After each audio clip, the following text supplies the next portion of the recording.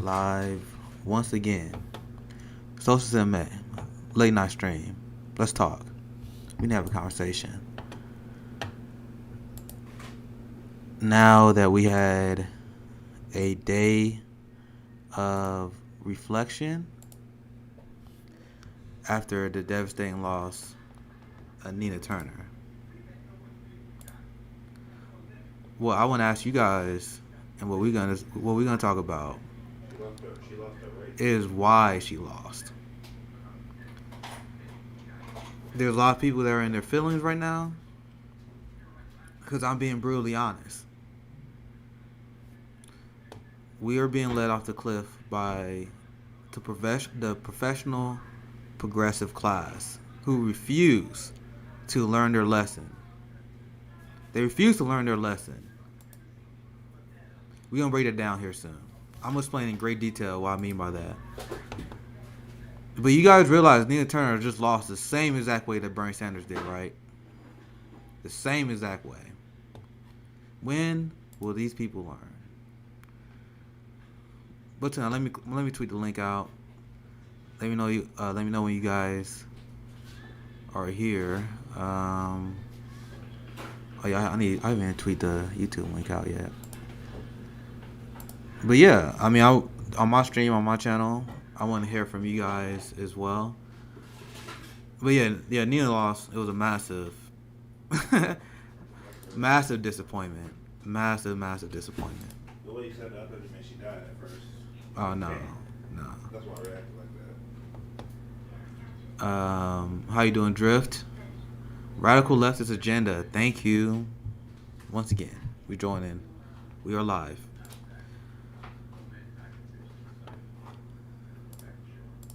Here we go. Let me know how the stream is running for you guys as well. So,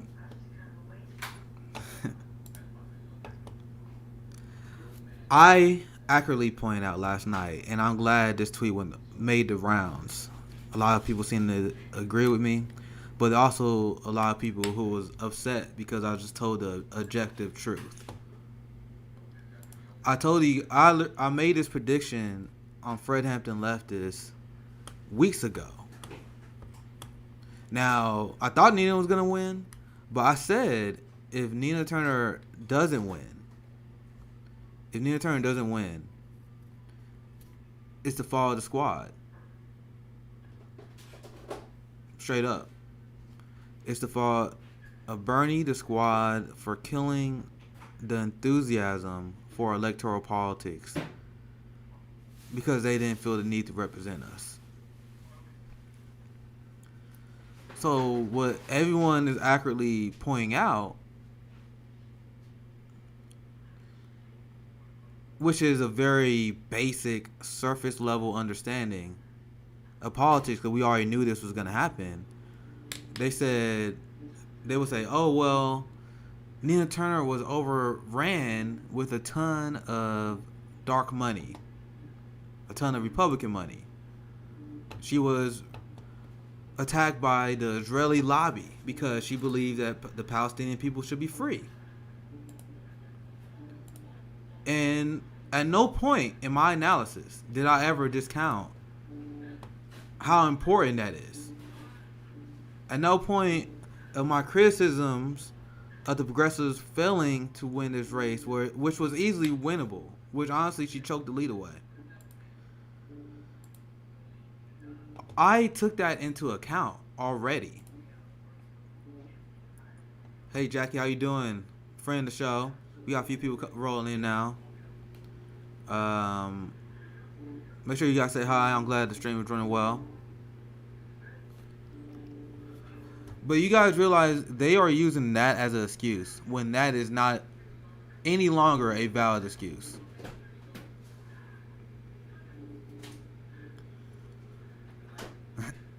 And people are making so many intellectual missteps in calculating this race. It blows my mind. So, Nina Turner lost because they pour a ton of dark money into a race. My question to these people is what do you think was gonna happen?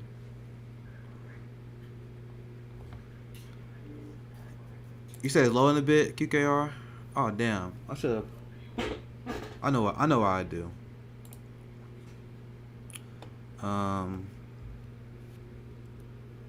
Oh well, I think we make it through this because I don't even have the internet set up properly, but hopefully the Twitch is still running. How the Twitch side? I think the YouTube side was running pretty smooth. I didn't put. Just let me know, guys, so I can get it fixed. Make sure that everything's running smooth. I forgot. I don't have the internet plugged in. Let me see. Is it plugged in over there? Yes. I'll be careful. Hopefully, this don't fuck the stream. Let me fix it. Some people say it's fine. I'm scared if I do this, it's gonna mess the stream up. Hopefully not. Hopefully not.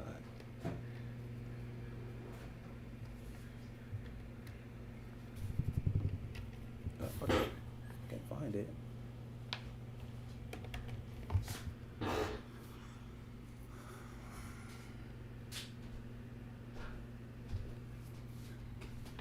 Les Bone says, your fault, Nick, for not convincing conservative Democrats in the 11th district not to vote for Nina Turner. I don't understand why people keep using that excuse as well. People just repeat like groupthink. Where they're like, oh, Nina Turner was in a conservative district. A more liberal district. Have you guys seen the polls? You guys know that the average Democrat supports stuff like Medicare Fraud, right? 80% of Democrats support a public option. 79% support Medicare Fraud. So all you have to do is run on healthcare. QKR said we're so powerful, but also so weak. Great point. A lot of these politician defenders, on one breath, they will say, "Oh, you guys really think you're making a big deal? No one cares. The online left, you guys are irrelevant." But then, when the narrative suits them, they say, "Oh, you guys cost Nina Turner because you guys didn't want her to win hard enough." The amount of power that people granted me over the discourse over the last 24 hours is kind of hilarious. Yeah, Les. They was blaming Jimmy Dore. I seen Mike Figueredo from the Humans Report was attacking Unapologetic on YouTube.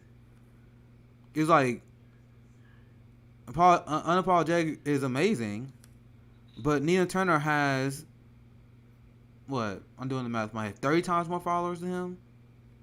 She has 6 times more followers than me. The entire progressive army behind him, which includes AOC, which have millions and millions of followers. How many followers does AOC have? It's over 10 million, right? I don't have it memorized. She has over 10 million followers. Cori Bush has like 500,000, right? You got all these influential progressives that are going to bat for Nina Turner, but it was the poors that cost her. That's the narrative. That's the narrative that a lot of people are repeating uncritically. Now, back to my point. They're saying that Nina lost because you have all these dark money groups that pour money into the race. And you had the Hillary Clintons, you had the Democratic Party establishment, including Jim Clyburn, coming out and endorsing Shontel Brown. This sounds pretty familiar, doesn't it? What does that remind you of? That's the same thing that happened to Bernie Sanders.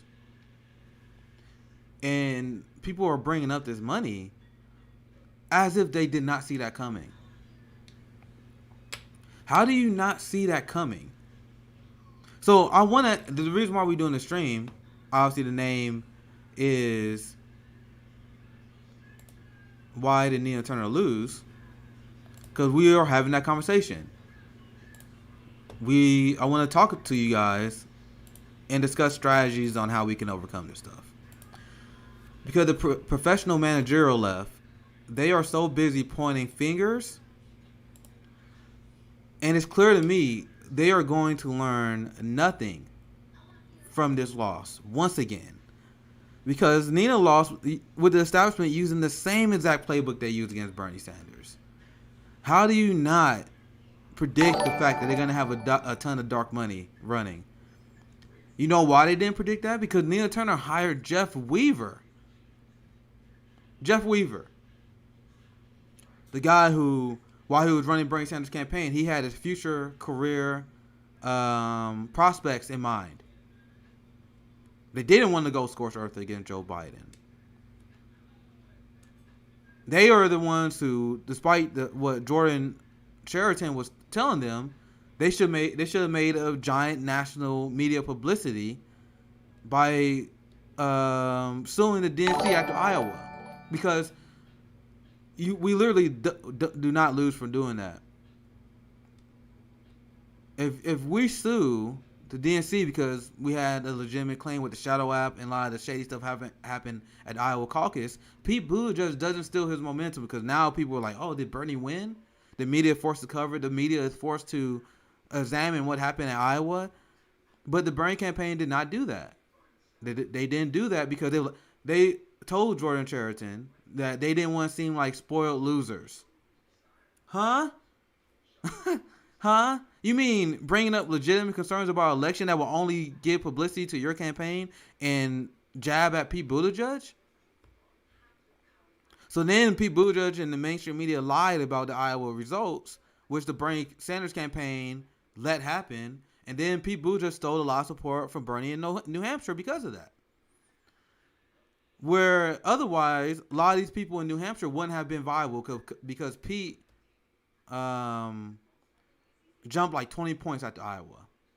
I bring this up because this is just one example of the incompetence of Jeff Weaver. And Nina Turner hired him for her campaign.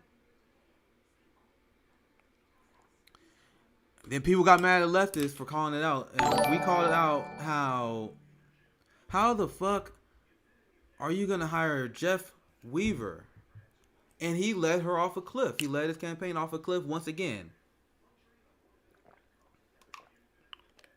Someone said Jordan was tripping today. Yeah, a lot of people not handling this loss well. So what Jordan was making the argument of is that when you're a progressive and you are a leftist and you are running in more conservative districts, you got to be more conservative in order to win those voters over. That's the argument that was made by Jordan. Thank you for all the follows and subscriptions, guys. Keep it up. Hopefully you guys enjoying. We just now getting started. We've seen this strategy play out multiple times. This is why I keep saying that the left and the progressive managerial class will never, ever learn from their defeat. And they're leading us off a cliff. So this is the strategy that Bernie Sanders used in 2020, where you try to appeal more to the neoliberal establishment by being soft on the Democrat Party. You rub elbows with more establishment Democrat people. Nina Turner was making appearances with Bakari Sellers, who I like to call Bakari Sellout. Literally the poster boy of black neoliberal capitalist politics. So what exactly was the strategy here? The strategy was, you're going to trick people you claim are centrist conservative voters into voting for you because you're nice to the party? That's not going to work. When has that worked? So you guys think you're going to defeat the neoliberals at their own plan? You think you're going to defeat the neoliberals at their own game plan? Is that what you think is going to happen? But now they call off guard because the establishment spent a lot of ads, and these same establishment-minded people who you wanted to win over, they just win whoever they sell on the ads. Why not run unapologetically as a lefty and win people over with the strength of your arguments? So if you sound just like a Democrat, if you just attack Republicans all the time, like I saw Nina Turner, and there's a tweet compilation of this, where Nina Turner will just repeating January 6th nonsense. She was just repeating attacks against Republicans. How does that help you defeat the corporate Democrat by letting people know that the Democrats are better than Republicans? So if anyone think that the Democrats are better than Republicans, why would they inherently vote for you? The progressives, we have to make the argument that we are different from the neoliberal establishment. We need to make the argument that the neoliberal establishment are our enemies. Cori Bush, when she gave her protest, and we talked about this with Max Blumenthal on Fred Hampton Leftists. Cori Bush was greeting and doing photo ops with Adam Schiff when she was protesting the homeless moratorium potentially being scrapped. And Max Blumenthal blew up their false peace because he showed up at the protest and accurately pointed out that the money that we could spend to house homelessness people, Ted Lieu and Adam Schiff, the people that Cori Bush and the squad was propping up, they are sending that money to Israel. These people were supportive of expanding the military budget. And if you take the money that we spend to expand the military budget, that alone could end the homelessness crisis.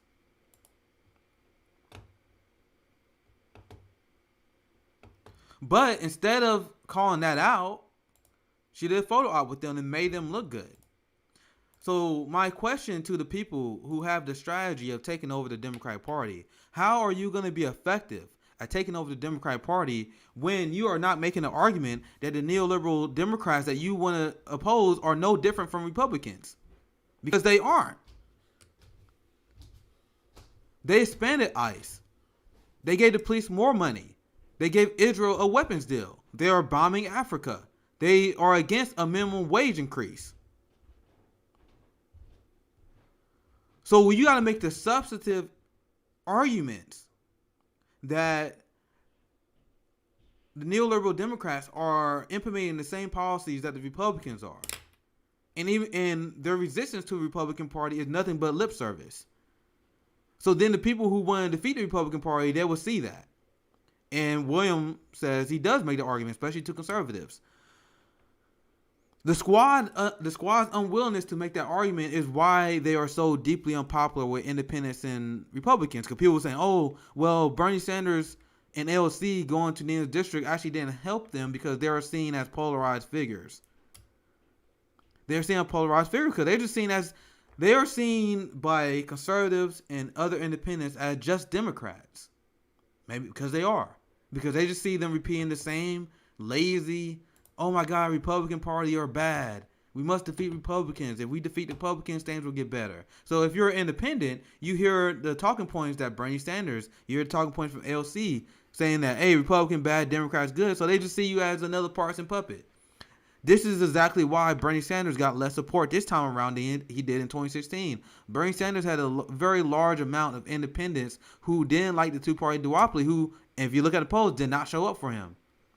Because they see him on the debate stage saying, yeah, Joe Biden can defeat Trump.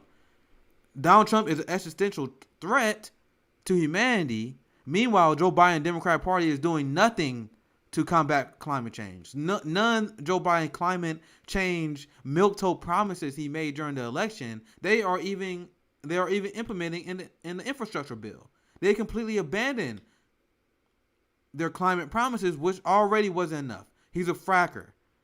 He is funding the military budget, the military more, which is the largest polluter in human history.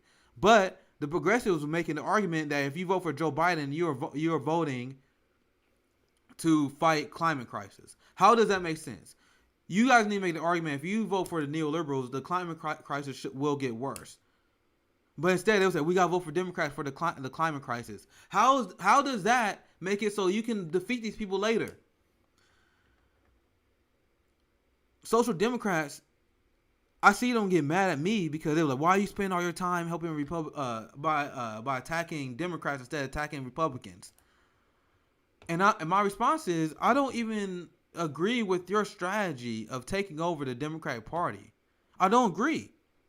But what I am doing is helping you guys.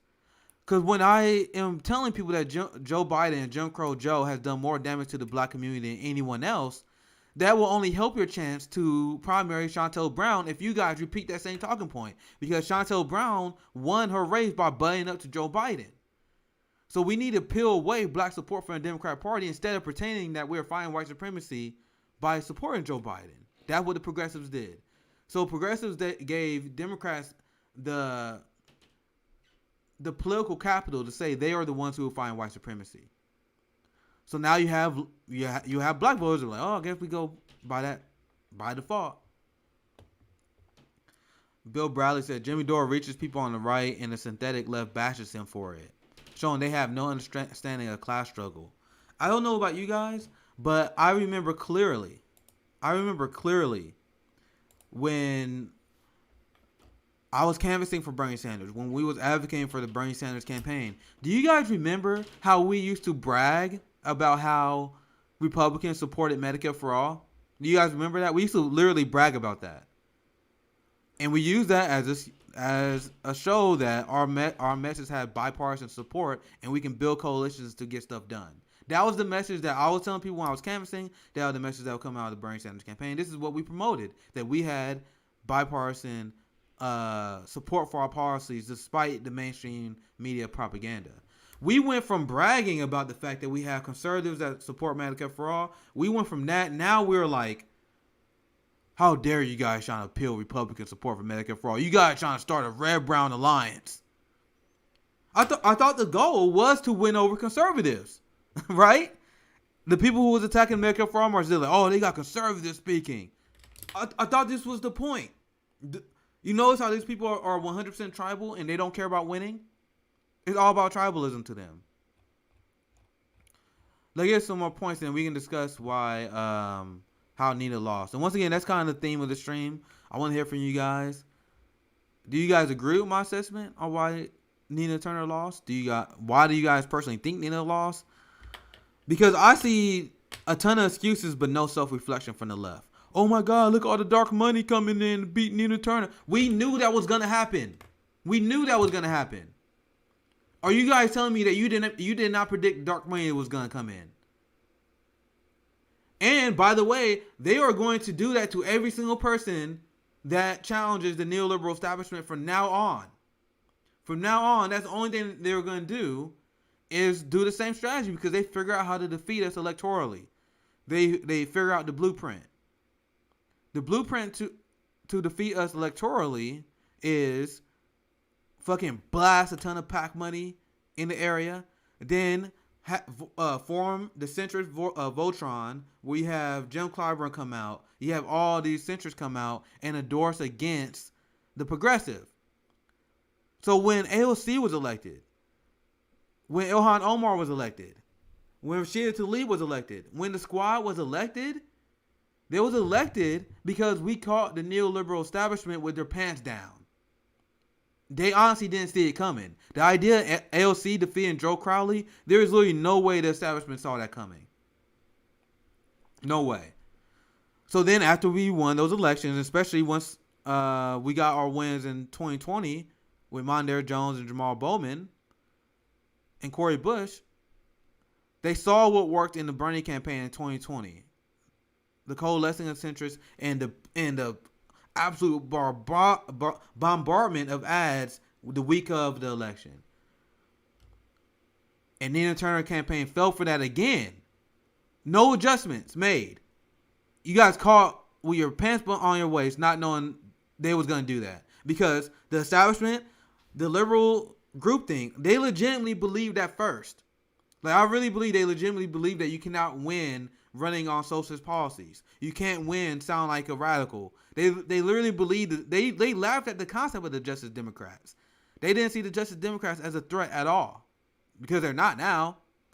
But they legitimately thought they would steamroll these people. That's what they believe because they're neoliberal groupthink. So we scored some victories. Now the establishment adjusted. The establishment adjusted their game plan, and now they got a formula. And the Nina Turner campaign had no idea how to deal with it. Now, the people who are making 1,000 excuses, these are the same people who believe we should take over the Democrat Party. They're making 1,000 excuses about why Nina Turner lost. Oh, the big money.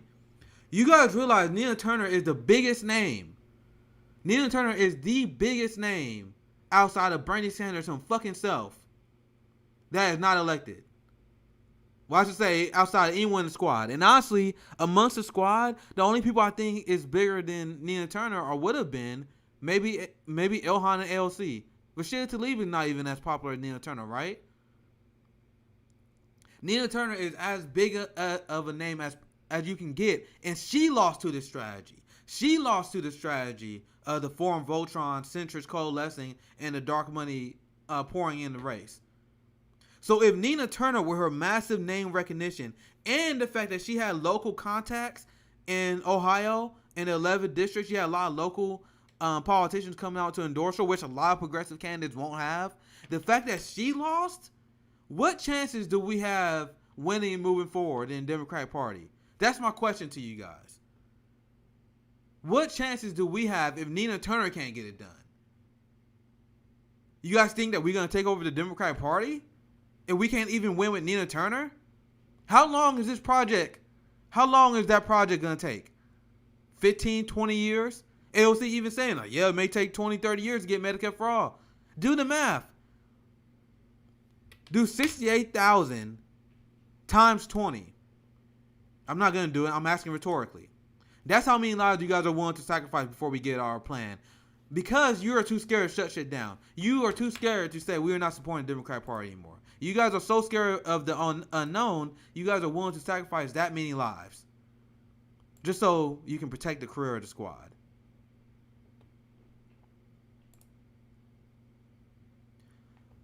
I think I'll tweet that point.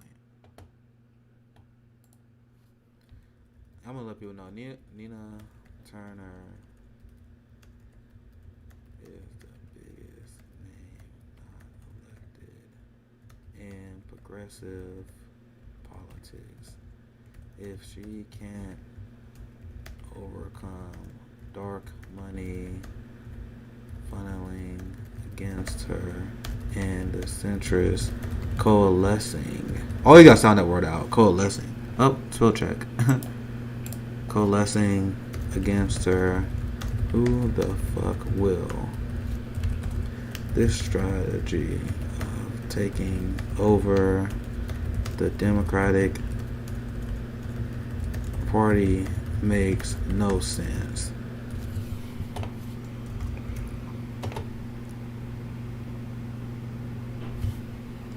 I got typos all over the place.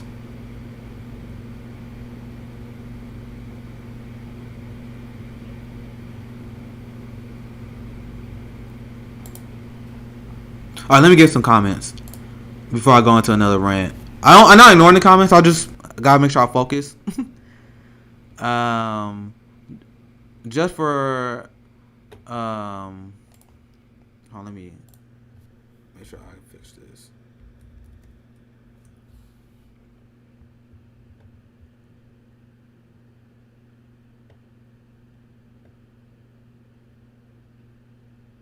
All right, let's get some comments. Liberals in circle meetings in wealthy living rooms, wringing their hands useless. Oh, God, I think I missed the first part of that comment. Nolly D, he has done more damage to this country. He is a war criminal twice over. I don't know who you're talking about. Cause I don't know if I missed the context there. You could be talking about literally anyone.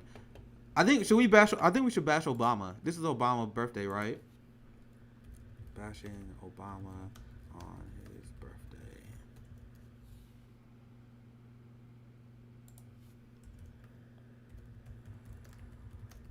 War criminal.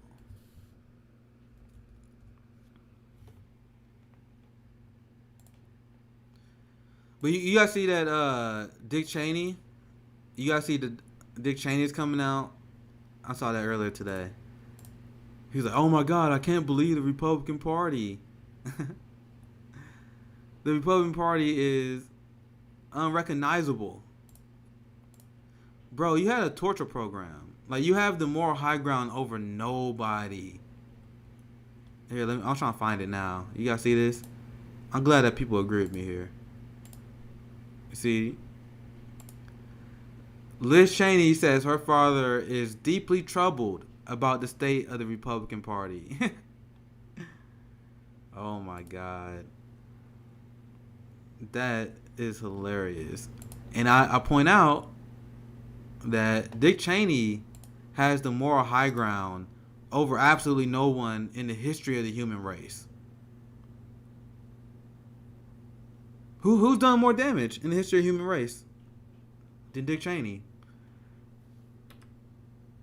The Mongols pretty fucked up, but Dick Cheney, with his programs, he was destabilizing the world. He destabilized the Middle East, had torture programs. So yeah, he give A1 the race. There are a lot of bad people in human history, but bro, he can compete with almost the worst of them.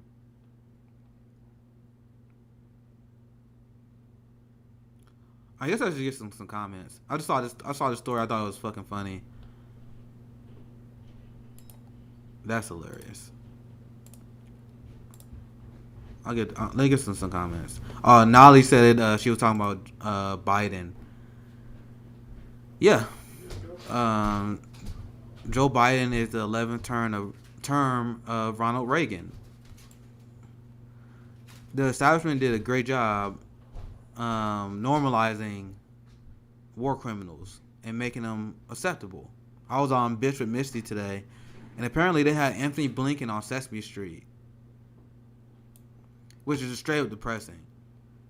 That fact alone is why the United States is the most propagandized country in the world, period. Well, war criminals are treated like celebrities. They get Netflix specials. Meanwhile, the truth tellers that speak out against the war criminals, they are the ones who get prison time. They're the people who get tortured. These are the people whose lives are ruined.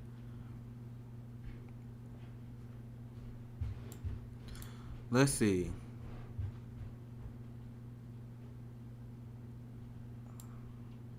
I think there's a little bit of debate that's going on in the comments. I'm missing the context on some of these comments, but let's see what else I can find.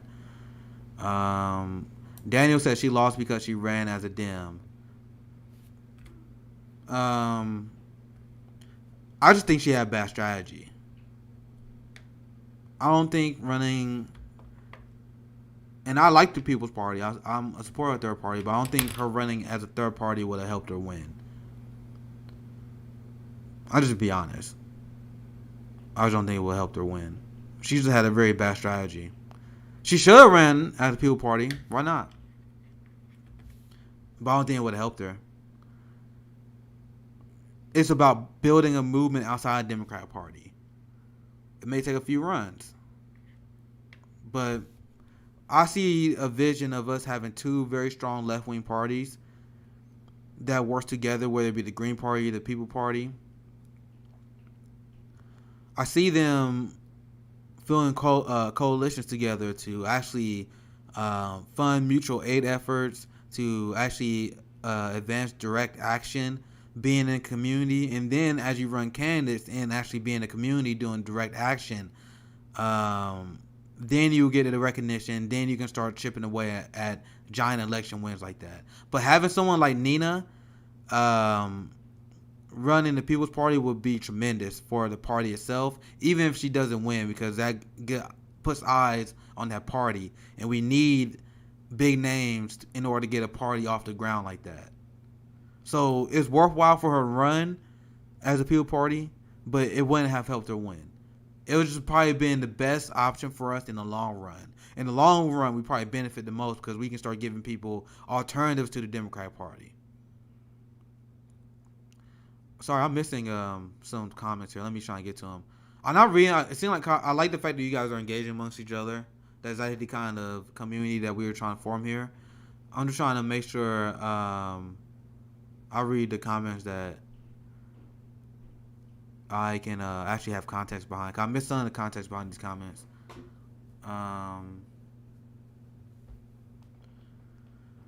Abel Gonzalez says she said when it came to force to vote, she wasn't there yet, only to never be there at any point. You guys see this? I want to show you guys something. Look at this tweet. I've been following her Twitter like that, but she's been using terms like access to healthcare. Like she tweeting about Medicare Fraud now, like this today. Time for Medicare Fraud. Why wasn't this the central theme of your campaign? Why didn't you organize a march in your area? Why didn't you support the Medicare Fraud marches and give a speech where you outlined this? So once again, the whole idea that, oh, Nina has to run conservative because she's in a deeply black area is dumb. That's dumb. Because if you look at the numbers, 4 out of 5 Democrats support Medicare for all. And when they poll, they are polling older voters. I'm not talking about independents. I'm not talking about just young people. But when they poll Democrats support Medicare for all. The shit libs you see on Twitter are exactly that. They are shit libs. The people who don't support Medicare for all and they are called themselves Democrats, you gotta understand they are a very small minority, and that shows in the polls. So how does it make sense for you to be like, well, I can't run on this policy. I can't aggressively push this policy that's supported by 80% of the country. That doesn't make sense. Are you guys looking at this shit? Yeah, like QKR said, that's a poll with older voters on a landline, and they still 4 out of 5 of them support Medicare for all. But Jordan Sheraton believe that Nina Turner can't run aggressively as a leftist. Cori Bush won running on defund the police. Cori Bush ran on defund the police. So where is the evidence of y'all strategy working? AOC ran as a radical. The strategy is that if you're a progressive, if you're a leftist, you gotta pivot to the center to win those voters over. My question to people, where has that strategy ever worked? It hasn't. It's Jeff Weaver nonsense. It's the Bernie Sanders campaign advisors nonsense. This strategy has not worked for progressives. The best strategy you can do is run authentically to the left. Because Nina Turner was not the same person. Nina Turner was not the same person when she ran than what she was when she was giving speeches for Bernie Sanders. Why would you change? Why wouldn't you support grassroots effort? Why wouldn't you make a giant publicity for the Medicare for All rally so people in your constituency can see that you're fighting for their health care when 4 out of 5 Democrats support Medicare for All? How is that not a good move? Oh, we can't support the Medicare for All rally. We can't support Force to Vote because that's divisive. Who are you winning over? You're not coalescing. You're not winning the centrist over. It's evident that Nina Turner is not winning the centrist over with her strategy. You guys are not winning centrist over with your strategy, despite the fact that polling show that people support our policies. So what does that mean? That means your strategy is shit. That's exactly what that means. The lazy arguments I have seen from people apologizing for Nina Turner and the Justice Democrats is unbelievable. And it doesn't make sense.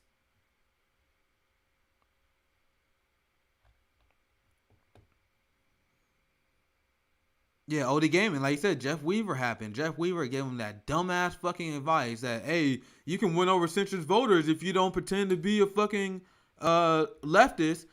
Why would they, like, even if I accept their premise, why would they vote for you instead of just the centrist? Why would they vote for you over the centrist who has a ton of dark money that's pouring ads into your races? So if you are pretending that you're friendly to the neoliberal establishment, but then you actually have a neoliberal, and then they are propped up by big money, why would the centrists that you claim you want to support vote for you? So your premise, which I don't even accept, doesn't make sense at face value. My premise is, if you run as a leftist, you win these people over because the polls show that Democrats support your policies. Jimmy Dore's garage in the house. How you doing, brother? Jimmy Dore's garage is in here.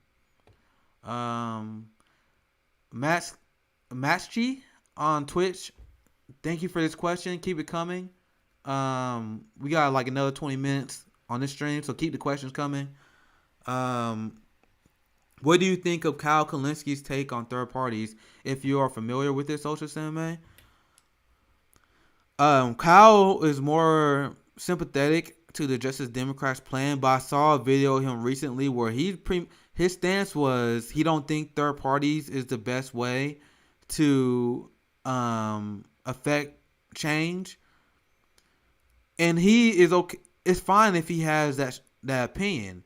I don't have an issue with Kyle Kalinski's stance because he says in that video that he released today about Nina Turner, he says that if you believe in taking over and advancing third parties, even though he personally disagree with that, he has no problem with you doing that because he believed that we should all take all our shots.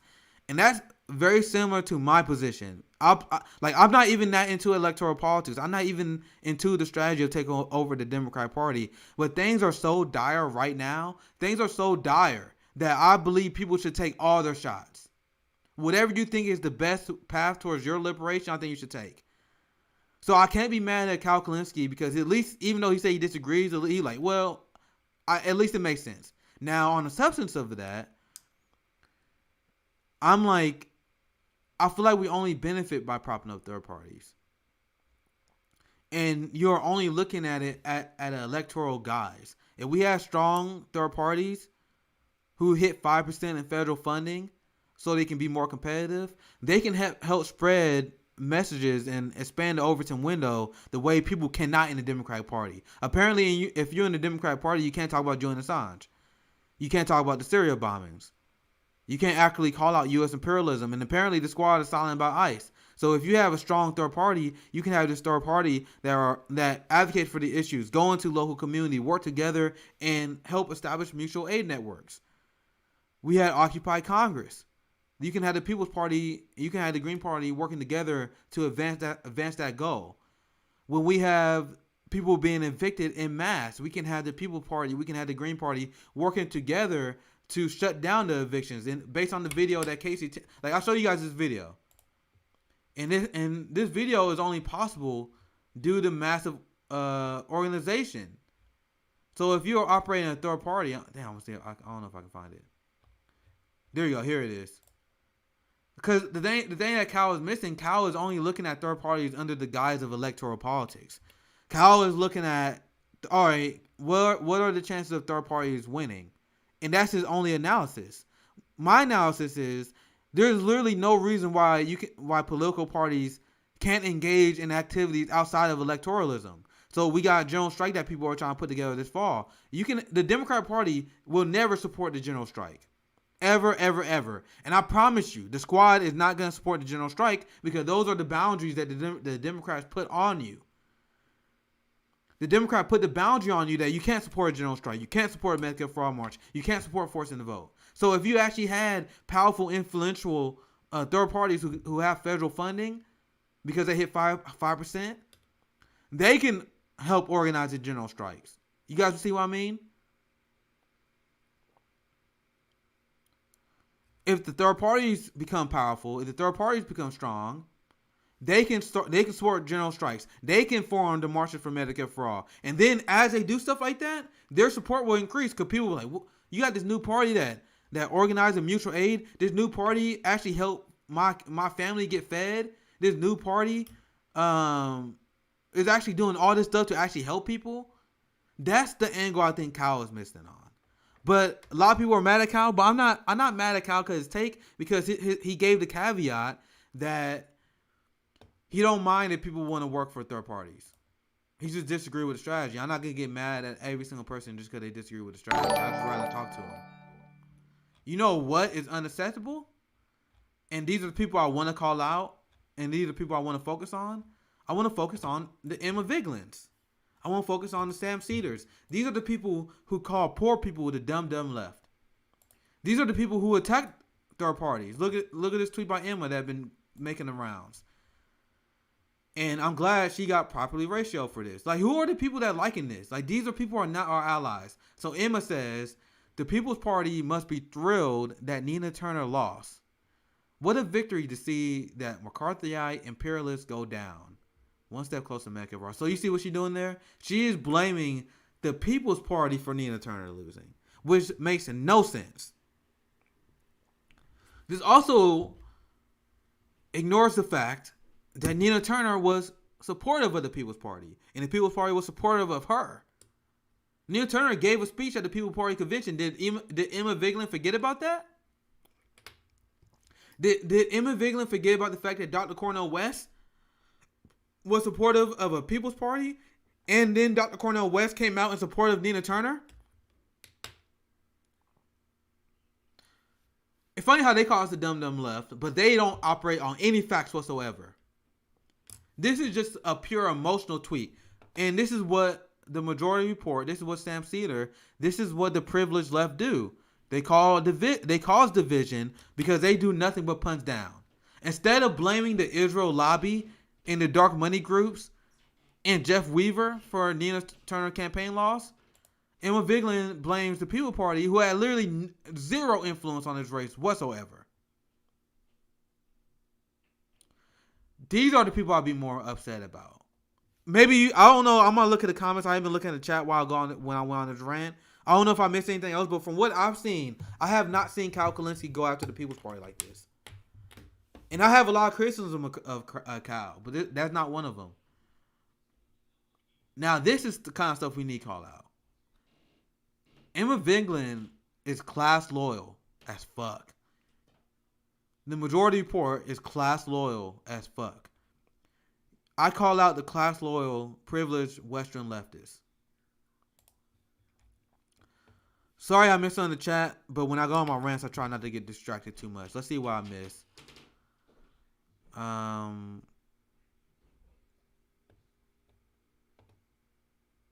Jimmy Dorgras said Jeff Weaver is a Majority Report Democrat. And Jeff Weaver, I promise you, Jeff Weaver is going to get another job at another progressive campaign. That's a fucked up thing. Neil Turner hired him even though he's a proven loser. And now he lost Neil Turner and they choked they choked the lead away. After choking the lead away, he's going to get hired by someone else. There's going to be another high-profile progressive race here soon against a neoliberal. They're going to hire Jeff Weaver, and they're going to lose again. And then in 2024, we're going to try we may primary Democrats, or we may have many other different primaries. They're going to hire Jeff Weaver. They're going to lose again.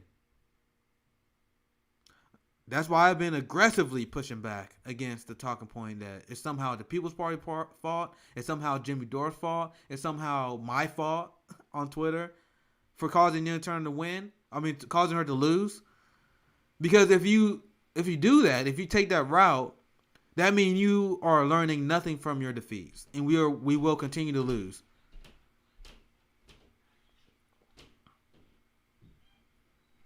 Scott, hopefully I didn't miss your question. You said so you won't answer my question. Sorry if I missed it. I gotta focus on my rants, but I'll try to get to as many questions as I can.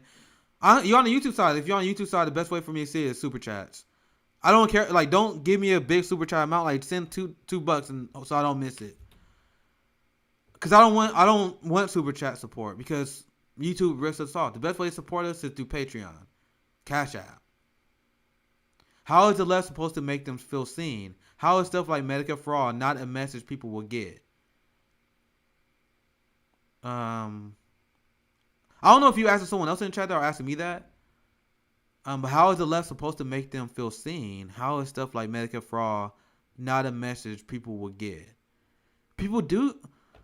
The polls show that people support Medicare Fraud. Even in South Carolina, when Biden destroyed Bernie Sanders, the exit polls show that Democrats supported in South Carolina Medicare Fraud 2-3. So the problem is not centrist liberals. The problem is bad strategy. Jordan Charrington will tell you that the reason why Nina Turner lost was because the centrist Democrats in her district. But polls show that these Democrats support Medicare Fraud. So that doesn't add up. Sorry, I'm way behind the chat.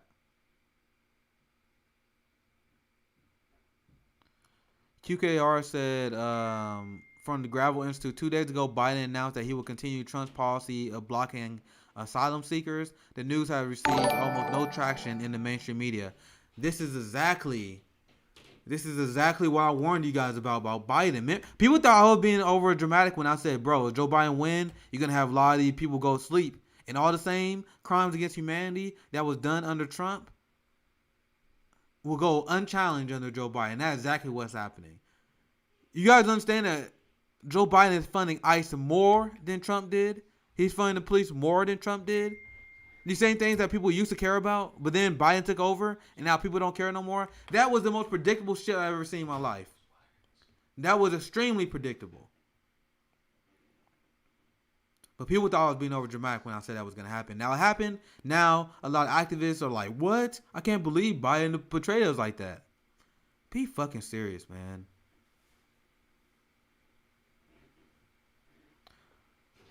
Um, OD Gamer said Cal has his own problems to worry about, like being kicked off his own show.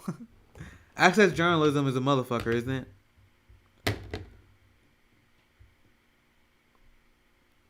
Okay.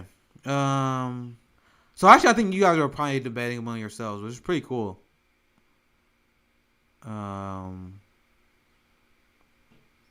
Yeah, I see everyone talking about how Kyle got kicked off his own show.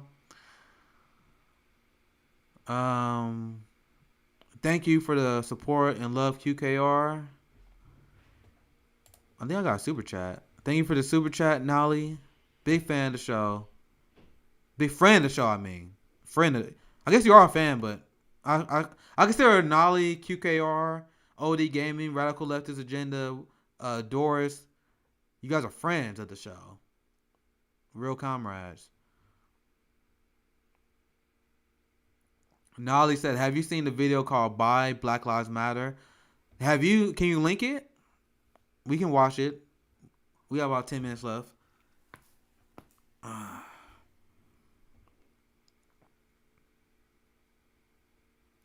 appreciate that. William said, yeah, it's awkward about the cow thing. I love him, but we disagree on some points. Just like about most leftist hosts. Nick happens to be someone that happens to be on point with the most. The reason I have been able to make criticism of independent media and the reason why we created Frampton Left is because of the criticism we have with the white leftist media. These people are the most popular. Like if you look at the Sam Cedars, you look at the Emma Vigelands, if you look at TYT, if you look at David Pacman, if you look at Humanist Report, if you look at David Dole, these are the most popular shows on YouTube. And they do a fucking shit job at covering black issues. Coalescing does a very bad job at covering black issues. So there was this big void left where there's like no giant left voices for black leftists. There's no like giant solidarity movement among networks, right? So that's why we are taking advantage of that giant lane with Fred Hampton leftists. But I do watch a lot of these shows. I stopped watching a ton of them over the last year, but I watch a lot of independent media, especially when I used to work. I used to listen to that stuff all the time.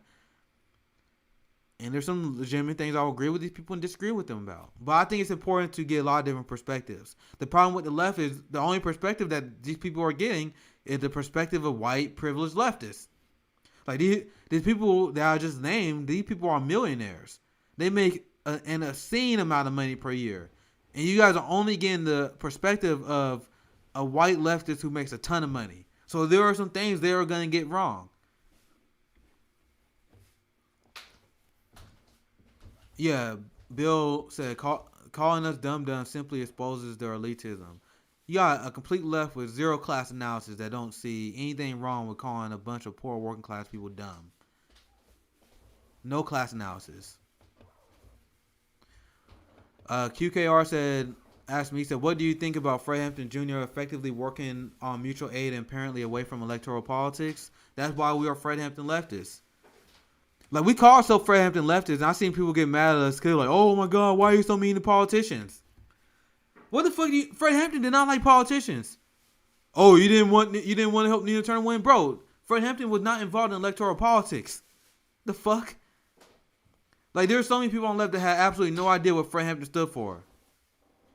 Fred Hampton hated cops. He didn't care about electoralism. But the squad funded the cops more, and they want you to focus on electoralism. So as a Fred Hampton leftist, why would I be supportive of the squad? It doesn't make sense.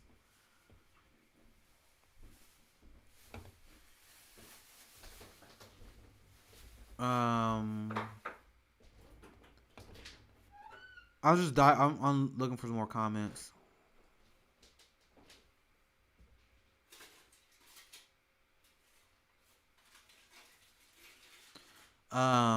Okay, so I think that was your argument, was that the left doesn't reach out to rural white people. I'll let you guys have that conversation. You know, the Western left sucks because, like, many of us on Black Twitter will tell you, it's not our job. It is not black people's job to convince white people not to be racist. We could try if we're interested, but that's not our job. The job to convince white people of not being racist lies on white people. So when I see white people like, oh, I won't ever talk to a boogaloo boy, I will never talk to a racist, you are not doing our community any favor whatsoever. I have no interest in talking to boogaloo boys. I have no interest in talking to racist white people. But it's white allies. It's your job to convince your racist family members not to be racist no more. And if you choose not to have that conversation, you're not helping us out. Believe it or not. So I do think the left need to do a better job at reaching these people. Because a lot of these white leftists, I've seen it with the whole Jimmy Dore Boogaloo Boy dialogue. Where they're like, we can't ever talk to these people. No, it's your job. This is why I was never mad at Jimmy Dore for talking to the Boogaloo Boy. Well, a lot of people was mad. Because I'm like, Jimmy Dore's white. It's his job to talk to these people. To drag them to the left. So, hey, Sal. How you doing? Is that Sal? My friend from Twitter. I just now saw your Twitch chat. Sorry I'm behind. It's hard to read all the comments when I'm ranting. But yeah, that's Sal. How you doing, Sal? I saw one of your streams before. We need to do a Twitch collab one day. Yes, it's you. I'm glad you're watching.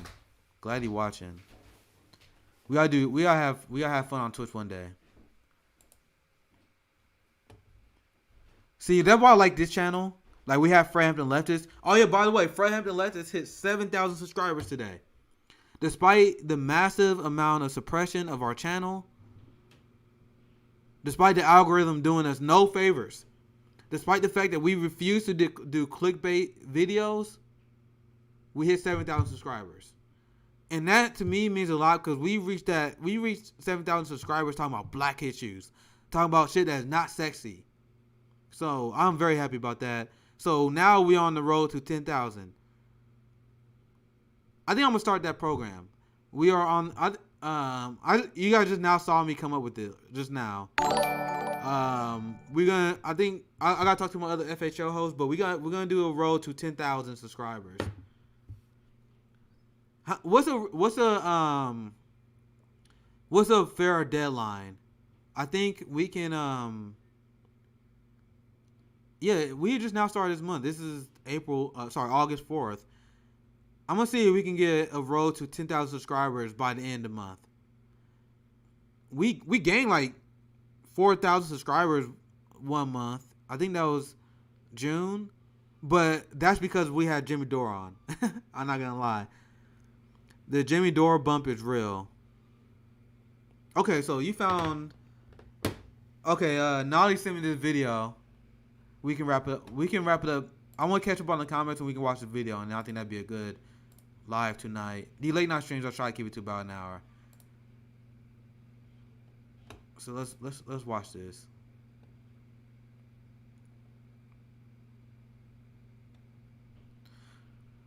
I really hope this video doesn't piss me off, but something tells me this video might piss me off. This one here. This video definitely probably gonna piss me off. Let's see what the chat said. But this says, "Dear Black Lives Matter, bye." Oh man, I hope like this video. I hope it's worth watching. But let's try to get through it. Matter. Thank you so much for finally exposing your stupidity. Embargoes don't include food and medicine, you twat. You would know that if you were literate. Furthermore, the U.S. provides $20 million every year to Cuba and has done so since 2009. Last year, the United States exported $176 million worth of food and goods to Cuba. And in the first 6 months of 2021, Cuba imported $123 million worth of food from the U.S. Of course, none of that food, money, or medicine ever made it to the Cuban people. The government keeps it, because that's what dictatorships do. Embargoes don't kill dissidents. I'm gonna have a very hard time finishing this video. So, does this person realize that we had food banks in this country last year? Does she know that Cuba has a higher life expectancy rate than we do, despite the Cuban embargo? Let me see if I can find this source. Then you know exactly how it set me off. I'm gonna see if I can find it. Like, do you know how much the Cuban embargo cost Cuba over the last few decades? I'm gonna try and find the number. Nolly, you wanted to get me upset, huh?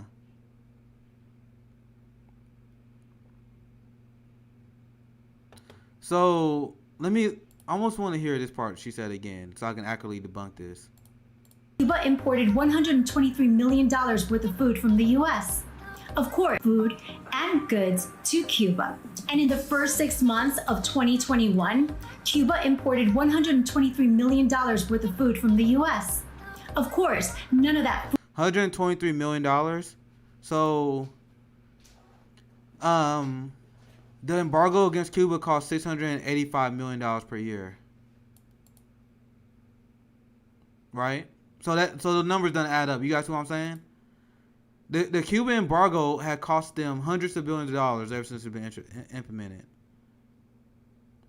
I don't know if I even want to watch the rest of this video, like, cause I'm almost at the end of the stream, and this will just set me off. Maybe we should save this. Let's see. Let's see if I can get through it. Or medicine ever made it to the Cuban people. The government keeps it because that's what dictatorships do.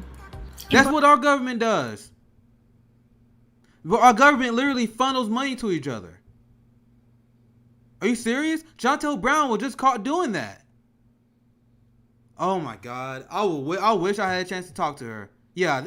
William said skip it. Yeah, this is hard to watch. Like, I'm literally halfway through this video. I can already debunk her. This is what dictatorships look like. So we are a dictatorship then. You guys realize that we had health insurance companies funnel money into Joe Biden's campaign. Joe Biden won the election, and now he is pushing for COBRA, which gives money to the health insurance companies. Our entire political system is money laundering. You have weapon manufacturers who donates to Joe Biden's campaign, and then he gets elected, and he give Israel weapons deals, which benefits the weapon manufacturers. What she just accused Cuba of doing, we do at a much higher scale. And then that ignores the fact that she said that Cuba doesn't take care of its people. Cuba provides health care to its people. Cuba has a higher literacy rate than we do. They have a higher life expectancy than we do, despite the embargo. Despite the billions of dollars that we are costing them. They still do better for their people than we do. Despite having significantly less wealth than we do, they do better for their people than we do. The life expectancy, especially among the black community, is going down in America. We are going backwards. She said Cuba is a dictator, but United States, we jail 1/4 of the world's prison population. How much do Cuba jail? How much do Cuba in prison? We put more people in prison than fucking China, than fucking Russia. These are countries that we fearmonger about. So I didn't even get halfway through the video because I'm not watching the rest of that. Like, it's beyond absurd. And it shows how I don't know her background. Do you guys know her background? I don't know if she's a liberal or conservative. Honestly, she could be either or. Because liberals got mad at Black Lives Matter for standing up for Cuba too. But this video got 600,000 views. I think that's more views than I got ever since I started doing this. Woo, man.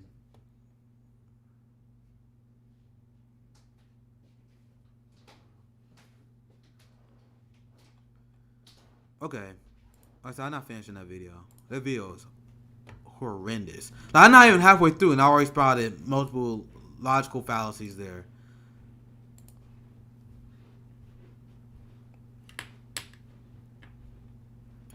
Woo, man. I cannot. I'm kind of curious, but man, I don't know if I have it in me. Do you guys want to finish the video? Do you guys want to see me debunk this? No, it's all good, Nolly. It's all good. No, I want you guys to send me stuff. That's fun. Like, this is like, oh my God. I thought that was going to be like a, I don't know what I was expecting, but I wasn't expecting that. So I'm not mad at you sending me a video because I like you guys. I like when you guys send me stuff. I love when you guys send me stuff. But man, that was painful. So let me see what the votes. Yeah, I think everyone's saying no. Because I honestly didn't want to see that. I honestly did not want to see that. All right, I'll send you a DM, Nolly, when I jump off. Because I don't, yeah, everyone says turn that shit off, yeah. I don't want to see that. But thanks for sharing, Nolly. I want you guys to send me stuff, but holy fuck. Holy shit. If I had a conversation with her, I would have fun. Like, I had a lot of conversations with conservatives, especially selling cars in red states, being in South Carolina. I literally laugh at their stupidity to their face. Conservatives are intellectual lightweights. I think she's a conservative based on the rhetoric she was using. And I read the description. I'm pretty sure she's a conservative. Conservatives will be so fucking easy to beat if we did not have the neoliberal establishment in our way. If we didn't have the neoliberal establishment in our way, bro, we would steamroll conservatives because they always lose. It's the liberals that are the biggest obstacle towards change. Conservatives lost on the debate against gay marriage. Conservatives lost on the debate on women's suffrage. They lost the public debate on whether healthcare is a human right. Even Republicans are like, nah, I don't agree with that. We won over Republicans on that. They are losing the debate when it comes to canceling student loan debt. They are losing the debate when it comes to endless war. They always lose the battle of ideas. They always lose. You know what the biggest obstacle to change is the liberals, the neoliberals, who they will support our arguments, but then like, okay, we're going to implement right-wing policy anyway. The liberals are the biggest obstacle toward change. The conservatives are lightweights. Candace Owens is a lightweight. Ben Shapiro is a lightweight. Charlie Kirk is a lightweight. Do you guys know why we have massive support in defund the police now? Defund the police went from minus 35 to now it's like plus 11 now post-election. The majority of independents support the concept of defunding the police because conservatives made the dumbest fucking arguments of all time. You had Candace Owens, you had Charlie Kirk, you had Ben Shapiro. That was like, yo, I think we should fund the police more because George Floyd is a thug. He deserves to die. If you resist arrest, you deserve to get shot. When they make arguments that's that bad, I laugh because I know the average person is gonna listen to that argument and be like, nah, that sounds fucked up.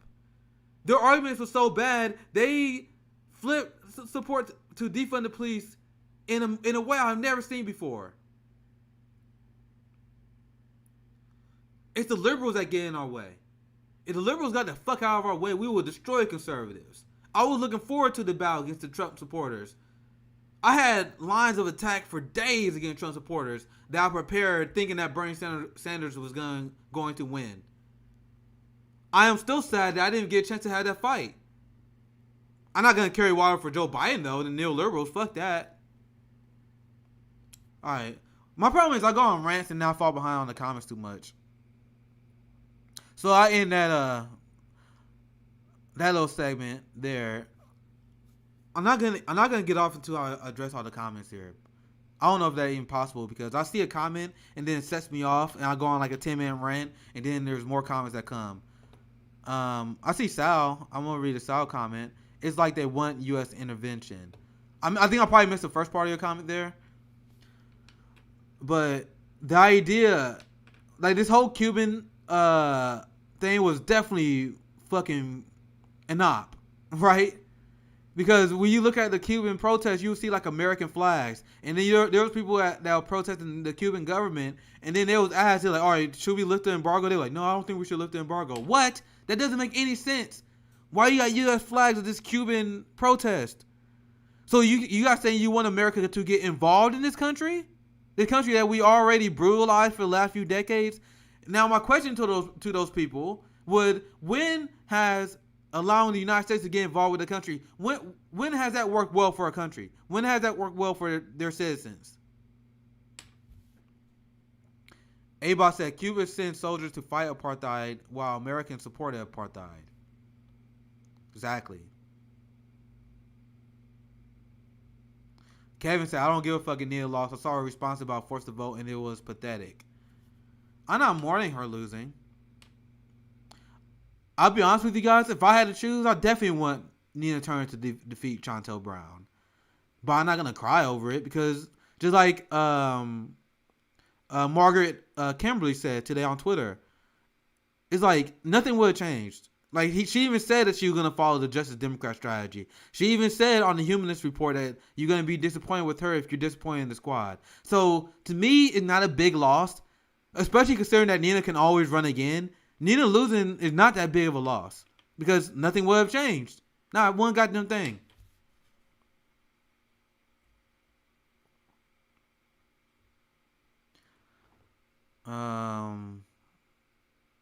Let's see. A good debate with that chick would be good. I'll have Crusher. Holy shit. Like I said, Nolly, once again, all good. I'm glad you shared the video. Cause we didn't have to watch the whole video for that to be an educational experience.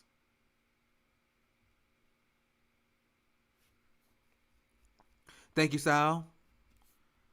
Super hype, my homie Sal watching. QKR said liberals are the weakest willed humans on earth. Spineless.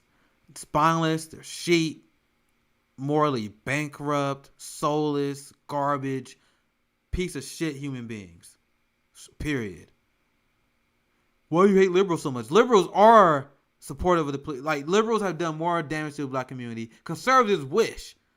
They're in charge of the blue states. They are the one who implementing anti-homeless architecture. They're spending $20,000 per trash can in California to prevent people from feeding themselves. And once again, who are the homeless? 40% of the homeless population is black, despite us being 13% of the population.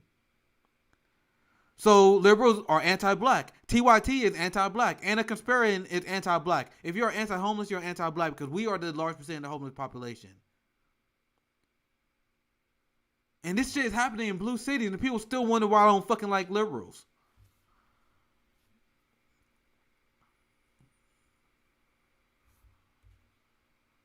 Oh, no, I did not see that, A-Box. I'm going to cover that on my screen. I'll cover that on my stream tomorrow. A-Box said libs were crying on Twitter when the Afro-Cuban wrestler who won the gold medal dedicated his victory to Fidel Castro. You got to PM me that, and I got to cover that on my show tomorrow. That's literally a whole segment. I don't want to comment on it right now because I'm literally going to I want to dedicate a whole segment to that.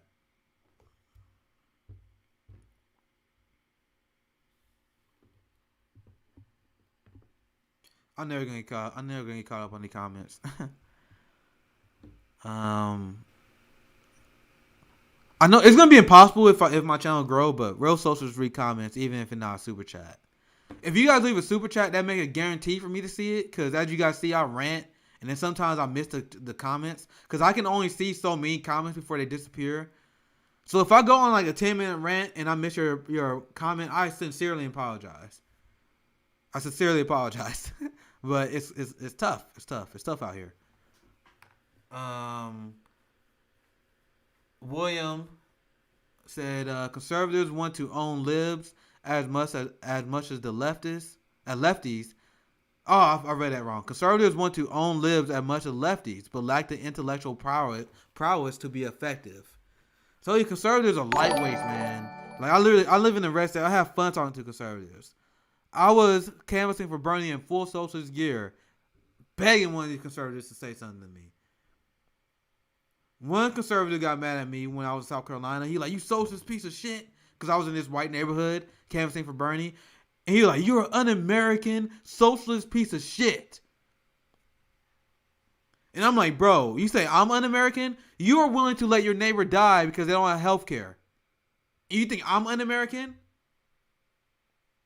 Your boy Trump takes money from Saudi Arabia and then literally implements pro-Saudi Arabia policies. He puts Saudi Arabia before he puts our country. He is giving Israel a ton of money instead of giving you a UBI. He's a Saudi puppet. How are you to say I'm un-American when you're supporting these people that are supporting Saudi Arabia, who's literally responsible for financing 9/11. I said that to his face, and he was like, the only thing he was saying at the end after I went off at him, he was like, "You're a fucking fool, man. You're a fool." He went from like hot, now he was stunned. Cause I was like, bro, you call me anti-American, but you don't even care about taking care of your citizens. I care about Americans more than you fucking do. I went off on him, and it was fun. I wish I had it on video. But you can't record everything. Kevin said conservatives just shut down when you engage, I found. Yep. I have way better conversation with liberals than I had way better conversation with conservatives than liberals. Because once you burst the liberal bubble, they will instead insult you and hate you. When conservatives realize that I don't like Barack Obama, there's almost like a legitimate interest where they're like, wait, what? Then they want to see where I come from. I've explained this many times before, though. So I'm too lazy to expand on it, to be honest. I'm too lazy to expand on that point because I talk about how I find liberals easy to talk about than conservatives all the time. So, A-Box linked something great on the Twitch side that pretty much debunks all the arguments that she was making against Cuba. So make sure you guys check that out if you're on the Twitch side. Jimmy Dore's garage. Jeff Weaver for Congress. If Jeff Weaver ran for Congress, that would be the worst ran campaign of all time. All right, we got super chat. All right, let's get to the super chat. What's up with Crystal Ball lately? Letting Kyle BS for her and not taking a stand against TYT seems real shady to me. Now, Crystal Ball showing her ass is not surprising to me, because I told you I don't trust these privileged white progressives. I'm sorry, I gotta be honest. They always are class loyal at the end of the day. Now, if they prove me wrong and they pleasantly surprise me, I'm more than happy to accept that. But when Crystal Ball showed her ass, it doesn't surprise me because she ran as a Democrat. She was a Democrat. I don't got much to add when it comes to Kyle and Crystal. I don't even watch the show that much. Like, the show seems extremely like normie to me. I'm not trying to diss on them because I don't try to diss on these people. Like, I don't care enough to diss you. You know what I mean? I don't care enough to diss Crystal. I think these people have good takes. I think they have bad takes. It's just that simple. But Kyle will be... My thing is, Kyle will be fine no matter what, because Kyle makes an obscene amount of money. An obscene amount of money. Everyone on Fred Hampton leftists, we are struggling. We are struggling to get by. So, if Kyle missed that interview with Bernie Sanders, it may hurt his ego a little bit, but they're going to make a ton of money, and he's going to be okay with that. Right? I haven't followed the Kyle Crystal drama that much, so sorry I don't have that much insightfulness to add to that. It just I don't know. I was just not interested in Crystal Ball and Kyle. I used to watch Kyle all the time too. Just a lot of these people I used to watch, I just drifted to the left. Like I outflank. There was a time where Kyle outflanked me to the left during my liberal phase, but now it's like liberal. Well, I don't know what I'm saying. Sorry, it's late. Now I massively outflank Kyle, where most of the time Kyle doesn't have much for me to watch.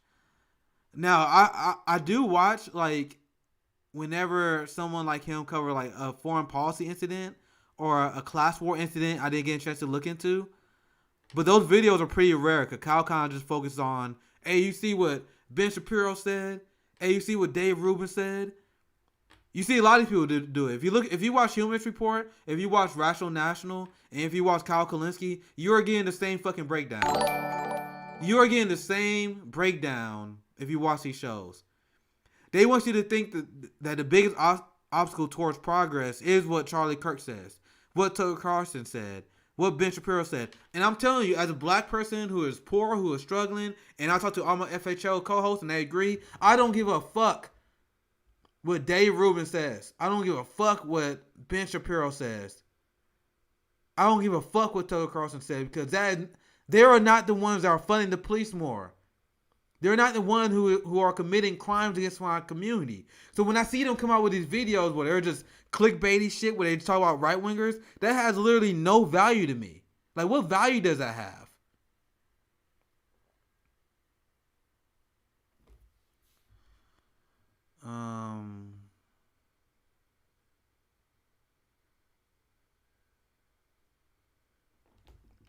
Man, I'm probably wrap up here in 10 minutes. Cause I'm never gonna catch up to your comments. I just not realize that.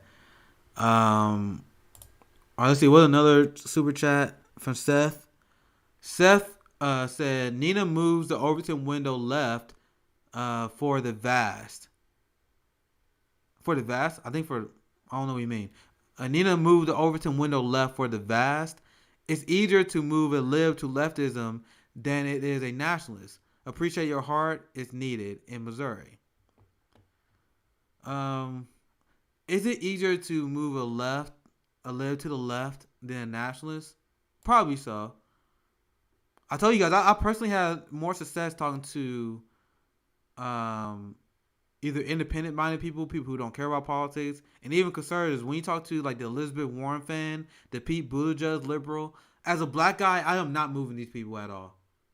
When I was in South Carolina, I had amazing success flipping black people to support Bernie Sanders. I had no success flipping the older white liberal. The older white liberal is the absolute hardest person to flip in politics. See, I didn't even know that. This is from YouTube. Ali Salt said Crystal did not cover Medicare Fraud marches. I didn't even know that. See, once again, I don't cover. I don't pay attention to Crystal Ball that much, but that explains a lot.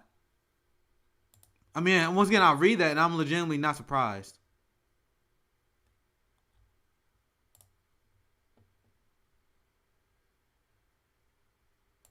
All right, let's see.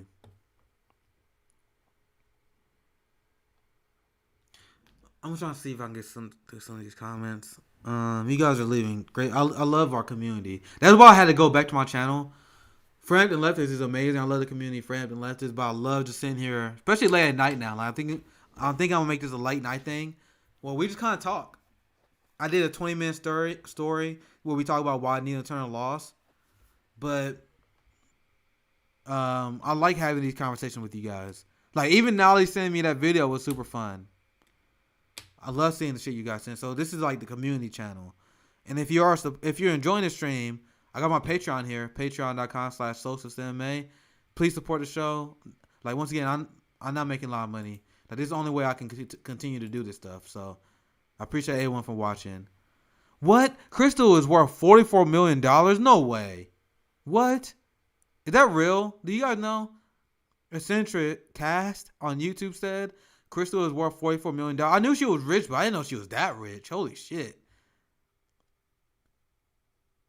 I didn't know she was that rich. I told you guys, I'm a leftist at heart, bro. I'm a socialist at heart. I do not trust, and I'm not saying that they can't win my trust, but when I see wealthy white people invade our space, I do not trust them to have my community at heart. Like, I do not trust them to have, like, these people are, like, Crystal Ball was one of those people. Crystal Ball was telling people during the beginning of the defund the police movement, oh, we can't call it defund the police because that's unpopular. I lost all interest in Crystal Ball after that. Now, people like Crystal Ball did not help us. I share with you guys all the time that we flipped people and we shifted the Overton window on defund the police unlike any policy that we ever seen. And I'm telling you, the white progressives that was bourgeoisie, like Crystal Ball, who was telling us that we shouldn't support defund the police because it will hurt Democrats and it's too divisive, they did us no favors. We turned the tide against the defund the police propaganda despite them, because they was only helping the giant police budgets when Crystal Ball would say that we shouldn't say defund the police. That's when I didn't trust her. But now that makes more sense. Now that I know that she's like a fucking super millionaire.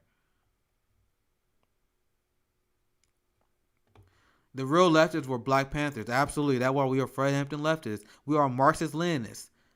Like, these same people that attack the dumb left and the people like Voss who focus on tankies all the time, I promise you, if Fred Hampton was alive today, they would smear him as a tanky.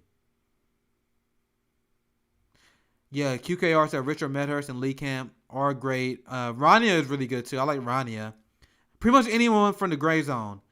Gray Zone, Rania, Lee Camp. These people are pretty good for foreign policy.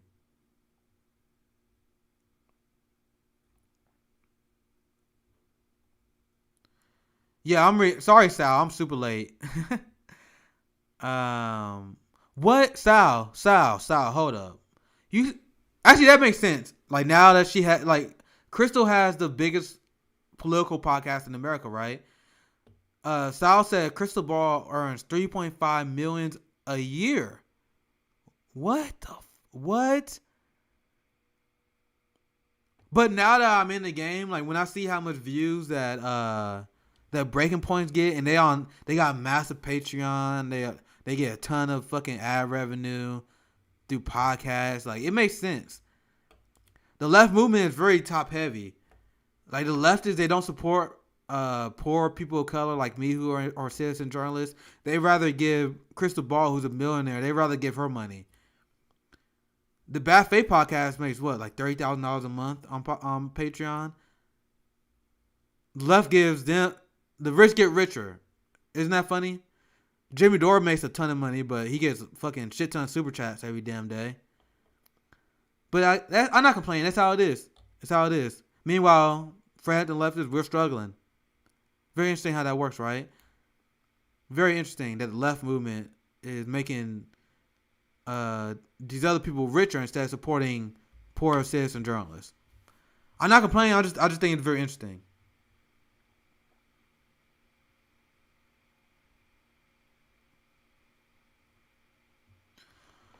So you guys know a lot more about Crystal and Kyle than I do. You guys are catching me up. Like once again, I don't really follow these people. I don't know anything about them. Because once again, I used to watch Kyle and Crystal. I just stopped. Like I shifted too far to the left over last year. Yeah, see, Sal, I know you're on Twitch, so I'm thinking like, hopefully Sal understands. I saw your comments that say it's hard to keep up with the chat. I'm like, hopefully she understands because shit's tough. All the OGs, they'll know. Back in the day, it used to be me and a few homies. We be talking. So now I got adjusted to a new chat. Nolly, friend of the show. Once again, big shout out to Nolly D. Big fan. I'm a big fan of Nolly D. I am almost through the comments. If I'm skipping the comments, it's mostly because I'm skipping the ones I think where you guys are kind of talking to each other. I'm trying to read the comments where you guys are not kind of talking to each other. Jay Leno came to Jamie's live show. Is that recently? Jimmy Dore's garage. You got all the inside scoop on Jimmy Dore, right? back when Nick was liberal MMA. Hey guys, by the way, I'm very self-deprecating. I'm struggling with. I'm sorry. I'm late. It's late. I always make fun of myself, and I always call myself a shit lib. But hey, guys, I voted for Joe Stein in 2016. I wasn't as radicalized as I thought I was back then, though. So I wasn't a shit lib to the point where I was like voting for Hillary Clinton. Hell nah. So even though I laugh at myself, and I have shifted far to the left over last year, I still was pretty left compared to the average person, because I was like, fuck the Democrat Party in 2016. I voted for Joe Stein, so I wasn't that bad. I was bad, but I wasn't that bad. I was that person in 2017 that was like, the squad will save us. The Justice Democrats will save us. No, I think the squad started in 2018. So it was like 2018. I thought the squad would save us. So that is where I was. Now you guys see what I'm about now. You guys know what I'm about. These late night streams are fun, aren't they? Fred Hampton Left is more of the daytime button up. We do a professional political breakdown. These streams I kind of just talk to you guys, have fun. Right? You guys enjoying this? Yeah, AB said, how are you a leftist if you don't support poor people? Hey, I'm just saying, you guys are making the rich richer in this independent media space. Meanwhile, poor independent journalists are struggling. Just saying, you would think the left be better than that. Once again, I'm not complaining because once again, I'm not in this shit to make money. I would just love to make just enough where I can pay my bills and be comfortable.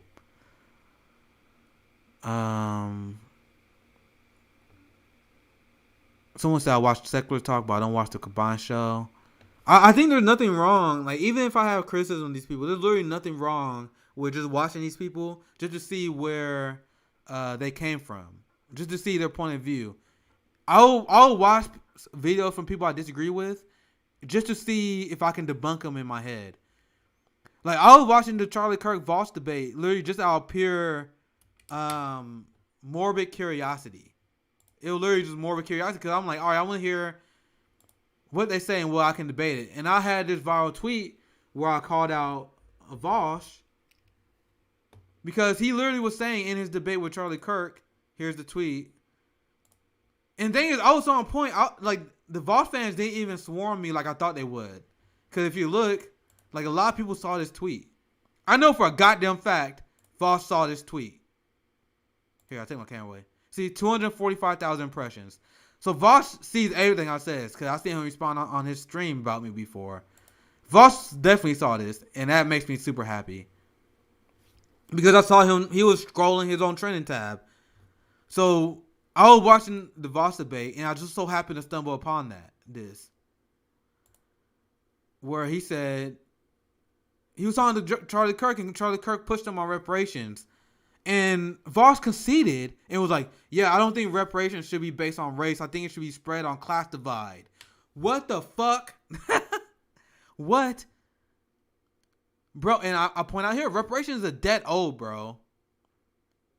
And if you listen to the debate, Voss literally accept the right-wing talking point. That, hey, how will we even do reparations? Figure it the fuck out. We don't even have to go back as far as slavery. Black Americans has never been liberated. The new Jim Crow victimized us. Civil asset forfeiture and the police state stole our wealth. He don't even understand the basic premise of reparations, but he was debating Charlie Kirk about critical race theory. And you guys wonder why just like, I keep saying the Western left, but I guess I should say the United States left. But if I say the United States left, that's too much of a mouthful. Because when I bash the Western left, I'm not talking about France. you know what I mean? Okay, I need to wrap the stream up, man. That went way longer than I thought. They'll probably be just an hour. So sorry if I didn't get the rest of the chat, but I went 30 minutes over trying to catch up on chats. So, because I only want to keep these to an hour so I can be consistent. So if you enjoy these streams, like I know I haven't been consistent on my own channel because I've been focused on growing Fred Hampton Leftist. But I'm going to try, like, I've been streaming, I streamed probably for 6 hours today. I did my interview with Alex Vitale with CJ for Straight Out Politics. We did that for an hour. And then I was on Comrade's Missy show with RJ and JB. We did 2 hours. Now I just did another hour and a half now. That's why I'm fucking tired. Yeah, why? Yeah, I love to talk. Especially I love this stream. Like, this stream, honestly, is my favorite one to do. Out of all of my, I love FHL, but I love this one the most. Because it's fun. See, you said the U.S. left. See, I don't think that's catchy. I think I should say the U.S. left. Because when I say the Western left, it's technically I'm not being accurate. Because I don't have any problem with the French left. You know what I mean? I'm talking about the left that we have in the United States. Okay. But if you enjoy this stream, please come by. I'm going to try to do this every night. Well, I'm not going to say every night. I'll try to do this at least about 4 or 5 times a week. I don't want to overpromise, but I hope you guys hit the bell and stay tuned and check out Twitch notifications on that. Check out the Patreon if you guys want to support the channel. Also, once again, like super chats, it's mostly for like comments you guys really want me to read, but I don't want you guys to support me via super chats. I don't want you guys to support me through Twitch really, because they rip us off. The best way to support me is a tip. Like my Cash App is the same as like my Patreon, and it's Socialist MMA on Cash App, on Venmo, or you can just sign up to the Patreon. That's the best way to support me. Fuck super chats. Fuck Twitch. To be clear, because they take half of that shit. So instead of them taking half, support me so we can get all of that shit, right? But anyway, thank you guys for watching. This is Socialist MMA.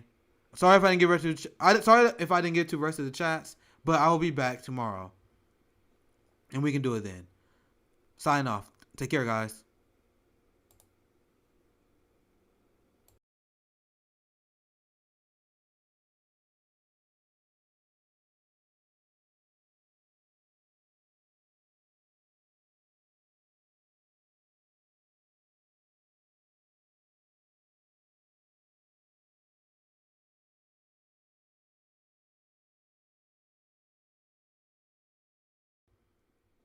And we can do it then. Sign off. Take care, guys.